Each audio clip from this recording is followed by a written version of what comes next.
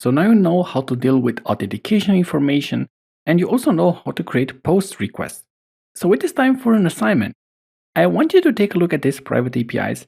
I want you to figure out how you can create a post request that will create a new crocodile. Now don't worry, I will guide you through the initial steps of this assignment by first doing this in Postman. So let's begin. First of all, from the API documentation, I'm going to go ahead and click here on this endpoint. And we're going to be asked here for a username and password. So we can use the username and password that we have already used in Postman. I can simply go ahead to this request and use this username and also this password. So what we will see here is essentially this endpoint. And in order to create a new crocodile, we need to use the post request method. We have this form here, but I actually want to work with JSON and essentially raw data.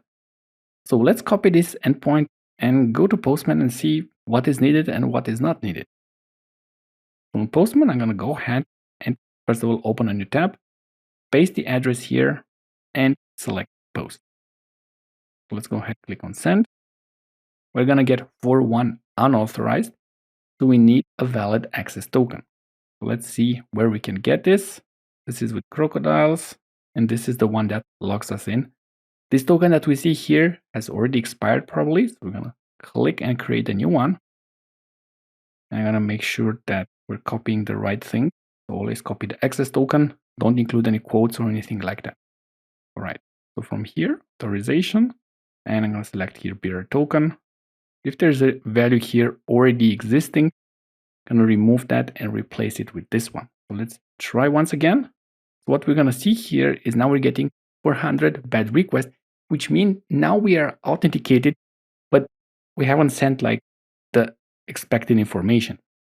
So we need to have here name, sex, and date of birth. Perfect. We can get the data structure from here directly, so we don't have to worry about it. So the API documentation is useful in this situation. And all we have to do is go to the body, select raw, instead of text, select JSON, paste the data here, and let's say we're going to create here a random croc. So this will be the name. Let's see, I'm gonna make it male, of course, between double quotes, otherwise it's not valid. And let's see, when was this born? So we need to have this format like year, 1900, let's say October 28th. Okay, it's a very, very old crocodile. Let's see if this works. I'm gonna send it once again, and I'm gonna get here 201 created. And going back to the previous request that we had, so I'm gonna copy here the token. But this was the request, if you remember, that is giving us all the crocodiles. We can simply replace here the token as well to ensure we have valid data. And what you see here, instead of an empty array, we're now getting our first crocodile. All right, so this is how you can do this request in Postman. Now, it is your job to write the necessary scripts and do this in K6.